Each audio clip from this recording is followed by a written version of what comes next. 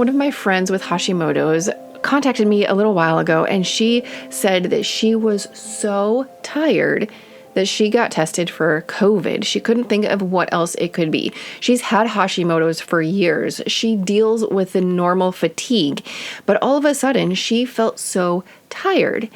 She's like, I don't know what else is going on. Well, her COVID test was negative, and then she put the puzzle pieces together and figured out what it was. And I'm going to tell you what it was, and I'm going to tell you how she got her energy back. But first, let me welcome you to the Health with Hashimoto's podcast. This is the place where you come to discover true, simple, and sustainable things that you can do to create whole health. Not just physical health, but whole health, body, mind, spirit, diet, environment. You have to put it all together because when one part of you is healthy, but the other ones aren't, you aren't healthy. So we talk on this podcast about whole person health. And that's what we're going to talk about today. And we're going to talk about energy. Why was my friend feeling so much more tired than normal? In her case, it was something that she had taken out of her daily routine. I talk a lot about stress and how taking some stress out can help you improve your energy levels. And it can. When I'm talking to you about reducing stress, it's not just because we need less stress in our life. It's because I know that you, dealing with Hashimoto's and thyroid problems, you want to feel better. You want to have more energy, you want to have more vitality, and you want your immune system to work better so that it doesn't keep destroying your thyroid, which sucks your energy. It's a big cycle, and stress plays a huge role in that. So when you can decrease your stress, you are increasing your energy. I know it doesn't feel like I gave you this light bulb moment for energy production when we talk about reducing stress, but it does increase your energy. But one of the characteristics of hypothyroid or Hashimoto's is that energy production is down, and that is from the mitochondria in the cell, and it's related to your thyroid hormones, your T3, but it is also related to how your energy gets delivered to different areas of your body. For example, poor energy delivery to your body in general will cause fatigue. Poor energy delivery to your body will cause your body just to run cold, or you'll feel cold. Poor energy delivery to your body and to your gut both can cause obesity. It can cause your metabolism to slow down. Poor energy delivery to your brain can cause some brain fog, some memory problems, mental health problems, dementia. It can also cause feelings of increased stress or depression and anxiety. Those can all be related to energy delivery to your brain. Poor energy delivery to your immune system can cause increased susceptibility to infections. It can slow your body's ability to heal and repair. There are so many things that your body needs energy for. Life. Every single cell in your body needs energy. If it doesn't have it, that cell dies. And then if your cells aren't healthy, or if they're dead, obviously, then they're not working well. You need healthy energy at a cellular level. And when you have that healthy energy at a cellular level, then your cells can work well so that you as a person can feel energized. And I know that is what a lot of people want. That is the number one complaint from women with Hashimoto's is I feel tired. I am exhausted. I am fatigued. I need more energy. And some people, when they say that, they feel like they need more mental energy. Some people, when they say that, they need more physical energy. But most people, they want both. They need more energy in general. So what is the main form of energy in your body? Do you know? It is ATP, which stands for adenosine triphosphate, but I'm not going to use that big long word. We're going to talk about ATP. The body's main form of energy is ATP. ATP is created in your mitochondria. We've talked about mitochondria on the show before because, mitochondria are the powerhouse of your cell. It's where the energy production happens. What does the mitochondria produce? ATP. What is ATP? Is energy. So you need healthy mitochondria to be able to create the energy, the ATP. And to have healthy mitochondria, You need a couple specific things, like the ingredients for the healthy mitochondria. Plus, you need to support your body's ability to create more mitochondria and to maintain a healthy environment for those mitochondria. You need to be able to protect your cells and to clean up your cells, because when your cells are bombarded by the pollution of, just cellular work, then that can slow down or harm your mitochondria. There's a lot of different pieces. And the thing about your body is everything is connected. So when we are talking about mitochondria, well, your mitochondria are impacted by your thyroid. Your thyroid is impacted by your mitochondria. Your mitochondria are also impacted by that oxidative stress. That's that pollution. When your cells are working, they put off pollution, just like your car, when it's working, it puts off exhaust. Well, the exhaust from your cells, that pollution, is called oxidative stress. And the damage it causes has been linked to nearly every single disease in the world. If you go on PubMed, which is basically like the Google of all scientific journals, especially related to medicine, if you type in oxidative stress and then type in whatever you are concerned about, whether it's a symptom or whether it's a diagnosis, you are going to come up with articles. Oxidative stress is at the root of nearly every single thing, because oxidative stress is that rusting of your cells, or like a browning of a banana. Well, you need healthy cells in order to have healthy tissues and healthy organs and a healthy you. Oxidative stress just happens as a result of living. Now, there's antioxidants, which you've heard about. Of course, fruits and vegetables have antioxidants, and those help us clean up the oxidative stress. It's all related. But our fruits and our vegetables aren't as potent as they used to be as far as having antioxidants, and we are exposed to more things that cause oxidative stress than we used to be. So again, there's this cycle, and it's causing more damage. And like I said, that oxidative stress plays a role in your mitochondrial function. Well, it does that in two ways. One way is the mitochondria themselves, as they're putting out more energy, they are working more. Your cell is working better, which means your cell is putting out more oxidative stress. It's putting out more exhaust, if you will, because it's doing more work. So you have to clean up from the work that it's doing. But also, when you have more oxidative stress, it harms the mitochondria. So you have to address oxidative stress and mitochondria at the same time, but you also have to address thyroid, because it's the T3, it's that active form of thyroid that is like the ignition to turn your mitochondria on. Everything is related to everything. And in this episode, I am giving you a very simple thing to do to support your energy in the form of mitochondria, to support your energy levels at a cellular level, because we all want something super easy to do to have more energy. And I am not talking about caffeine. I'm not talking about a Band-Aid. We do not want to slap a Band-Aid on our cry for more energy, because that is not sustainable. When you have caffeine and what your body is really craving is more actual energy, it actually depletes your energy, and then you're more tired, and it can cause more problems. So we're not looking for Band-Aid solutions. At the end of this episode, I'm going to tell you the one simple thing that I do every single day to increase my mitochondrial health and my energy. But what damages our mitochondria? Because we have to stay away from that too. Well, number one is age. As you get older, your mitochondria slow down in production and just in their vitality in general. Oxidative stress damages mitochondria. Poor nutrition, toxins like ammonia and mycotoxins like mold, infections, lack of sleep, all of these things damage your mitochondria.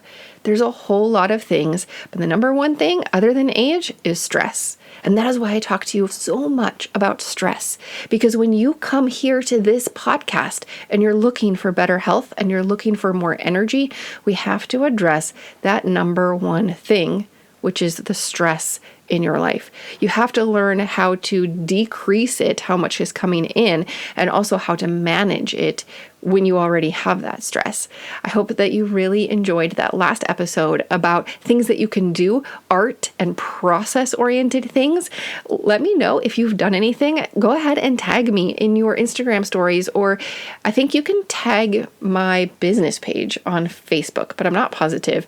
Look for The Whole You Nurse on Facebook, and that is my Facebook page if you want to connect with that. I'll just tell you, Meta, Facebook's parent company, they do not make it easy for me to see things that happen on my page. So if you send me a message to the page, or if you, tag my page, I might not see it. And it is not because I am ignoring you. It's because the notifications don't work awesome. But I digress. Let's go back to mitochondria and your energy. So when you support three different things, when you support your thyroid function, when you support your cortisol levels or your stress, that's your stress hormone, right? And when you address and support your mitochondrial function, those three things are going to come together, and you are going to get relief from your fatigue and from your brain fog so much faster than if you do any one of those things on its own. So to support your thyroid function, you can go back and you can listen to probably episodes like 3 through 9, where I talk about what does your thyroid do, what do all the labs mean, what are some natural remedies, what are some medications. I talk about stress, lowering stress, and then vitamin D. I give you a really good overview of how you can support your thyroid in those first 10 episodes. And then, of course, to address your cortisol levels, your stress, I have an abundance of episodes on cortisol and stress in general. So what about your mitochondria? How can you support that? Well, the first thing is you have to make sure that your mitochondria have the right ingredients or have the right building blocks to be able to be healthy. Your mitochondria need healthy fats, and those can come from healthy fatty fish. It can come from avocados or seeds or nuts. Healthy fats, you can find them in egg yolks. And sometimes they can come from grass-fed dairy. Although dairy, you get into some situations where some of the fats are healthy, some are not. So stick with fatty fish and seeds and nuts. If you are not getting enough healthy fats, so omega-3s each day, or if you're getting processed foods which have omega-6 fats, so omega-6s, they are inflammatory. They're going to make you sick. They're going to make you inflamed. Omega-3s are the opposite. So if you're getting omega-6s in your diet and not a ton of omega-3s, then that's where supplementation comes in. Supplementation, by definition, is supplementing what you're not getting from your diet. So if you are not getting enough omega-3s in your diet, then that is where supplementation comes in. And as a side note, if you are pregnant or breastfeeding, you absolutely need to be addressing omega-3s. Omega-3s have been linked to postpartum anxiety, postpartum depression, and I firmly stand by that common sense stance of if they are linked that strongly to postpartum anxiety and depression, then I am sure that omega-3s have a huge role in any depression and anxiety. If you're not giving your brain the building blocks that it needs, which is omega-3s, your nerve cells need those healthy fats, well then how can you expect your brain to be healthy? So from a perspective of omega-3s, I feel like every single person who eats even a little bit of a Western diet needs to be taking omega-3s every day, because if you're not getting it from your diet, or if you're getting the bad stuff in your diet, then you need to supplement to kind of correct that balance. So the first thing that your mitochondria need is healthy fats. Your mitochondria, just like every other part of your body, it needs the right vitamins and minerals. Vitamins and minerals are basically the Lego blocks to create healthy cells. Now, I also talk about your cells being the Lego building blocks for a healthy you, but your healthy cells need their own ingredients. and that is vitamins and minerals. Most people in developed nations do not get even 100% of the RDA. In the United States, the RDA is the recommended daily allowance. It was based on the bare minimum, like to get a passing grade, this is what you need. And studies show us that most Americans do not even hit the RDA for most things. And that is a shame because healthy cells need the building blocks. Your mitochondria need the building blocks. Some of the vitamins and minerals that are important for mitochondria specifically are going to sound familiar because they're important for other things too, like B vitamins. You probably know that B vitamins support energy. And there are a whole bunch of B vitamins. Some of them we call by their names, some of them we call by their numbers, but there are a lot of B vitamins and they're all related to energy. So of course they are going to be needed by your mitochondria. Vitamin C is another thing that your mitochondria need. What the vitamin C does in your cells and at a mitochondrial level is the vitamin C helps break down the fatty acids, those are the healthy fats, so that your mitochondria can turn that healthy fat into energy. Vitamin C also is an antioxidant, and so it's going to help protect you from the oxidative stress. And then in addition to other vitamins that I'm not going to name here, you need minerals. Every single enzyme reaction in your cell, so when your cells are working, when they're doing anything, they need minerals to run that enzyme reaction. So your cells need an abundance of minerals as well. And when I say abundance, I don't mean a ton of one specific mineral, like, calcium. You don't need a ton of that. What you need is you need all the minerals. And we're not getting them from our foods like we used to. So again, that's where supplementation comes in. If you're not getting enough from your diet, that's when you can supplement. That's the definition of supplements. And you can also add things like adaptogens. Adaptogens are basically to help your body adapt to stress. And they support your mitochondria as well. You've probably heard of ashwagandha. Have you heard of ashwagandha? It is an adaptogen. I feel like ashwagandha is the most popular one and most people have heard of it. But again, these things are all used together to support your mitochondria, which support your cells, and your cellular health is supporting you. And then along with healthy mitochondria, you need healthy cortisol levels, that's your stress, and you need healthy thyroid function. So what is the one simple thing that you can do for mitochondrial health? Well, I'll tell you, I take a set of, they're not supplements, they're activators. I take them every single day. And I say that they're not supplements because they're not. They are not supplementing something that I don't get in my body. What they are is a combination of herbs and vitamins and minerals that activate my own body's pathways to do what it's supposed to do. One of these activators is specific towards mitochondria. Now, I'm going to tell you about this one, but I want to give you a caveat that says you have to take them together because the other one supports my body's own antioxidant production, which is going to help you take care of the exhaust. Because again, when you're helping your mitochondria be healthier, then they're going to work more and they're going to put out more oxidative stress. They're going to create more. You have to do these together. If you just support your mitochondria, you can actually be doing damage. You have to do them together. You have to address the oxidative support as well as the mitochondria. So the two things I take, they are from a company called LifeVantage, and they are Protandim. Now, Protandim, there's two different bottles. One of them is NRF2. You don't have to remember the names. It's okay. And the other one is NRF1. So the NRF1 is the one that helps your mitochondria. What it does, it activates the NRF1 protein. There's a really long name that we abbreviate NRF1. And it kind of wakes it up to support the production of more mitochondria. It helps your body create new, larger, healthier mitochondria. But that's not all it does. It also means that your body functions more efficiently. It promotes normal cellular repair. It increases the ATP. So again, that's the energy of the cell. That's what the mitochondria produce. So this NRF1 activator or synergizer, it increases the energy available to your cells and all your vital organs. So of course, if you are increasing the energy available, you're going to feel like you have more energy, right? Well, right.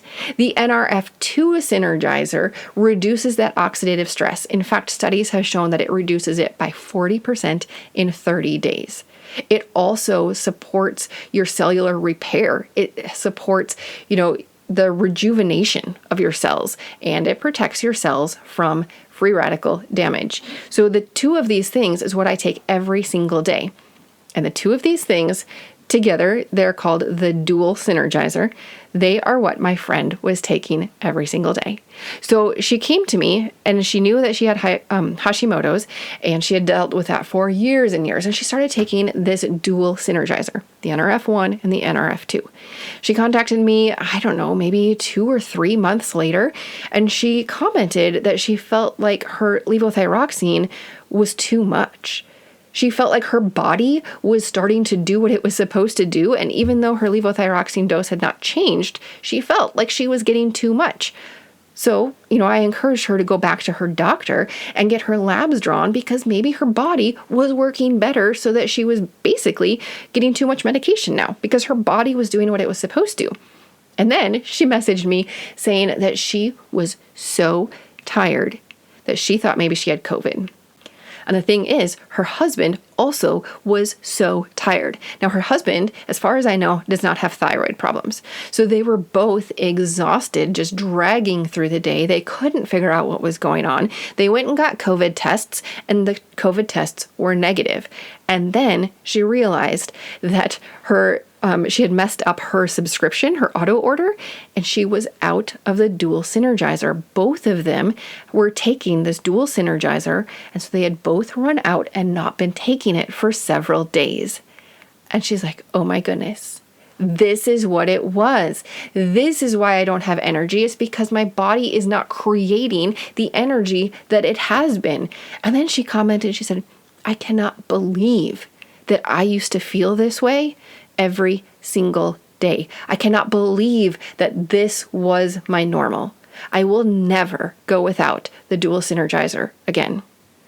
And the dual synergizer, this activating your own body's pathways, it's not a supplement. It's telling your body to do the things that your body was designed to do. It's telling your body to do the things that it used to do when you were younger and when you didn't have as much oxidative stress and problems at a cellular level.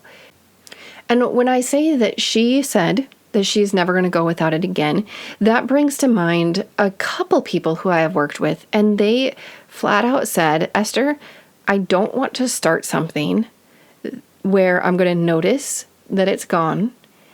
I don't want to start something that I'm going to have to take forever. And I get it. Usually when people tell me this, they are coming at it from a financial perspective, and committing to taking something every day for, 6 months plus for the rest of your life. It's a commitment. I totally understand. I have 5 or 6 people in my family, and we all take something every single day because our health is so valuable to us. We have built it into the budget, and sometimes our budget does not have any wiggle room, like none. And that's really hard. But we prioritize our health and our energy because we have realized that we have to do that. For one of my sons, if he's not taking his activators, his mental health, well, for his privacy, I will just say that it impacts our entire family, and we all, for everybody's mental health and for our family environment together, we all want him to be functioning well.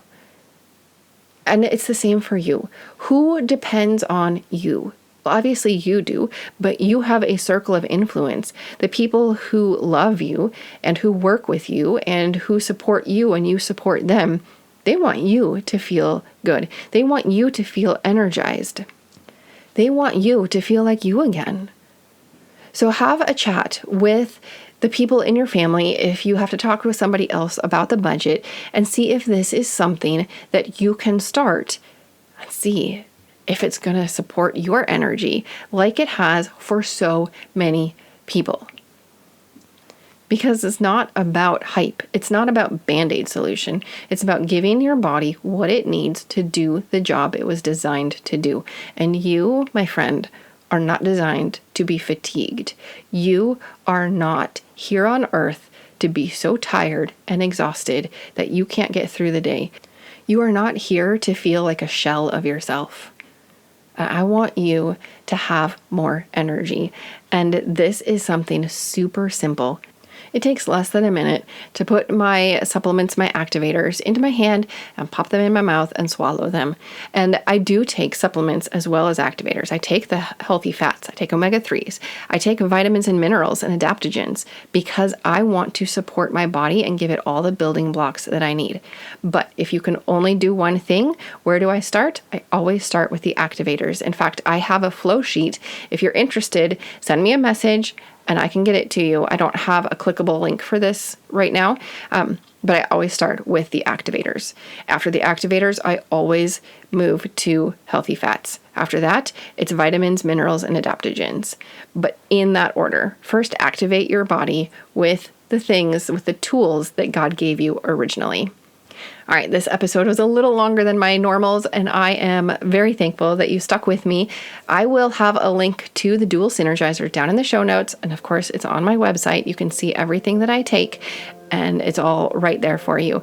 I love having more energy and knowing that my body is doing what it is designed to do, and I want that for you too. I will see you on the next episode of Health with Hashimoto's. This podcast is for informational and educational purposes only. Please be sure to discuss any concerns and plans with your trusted healthcare professional.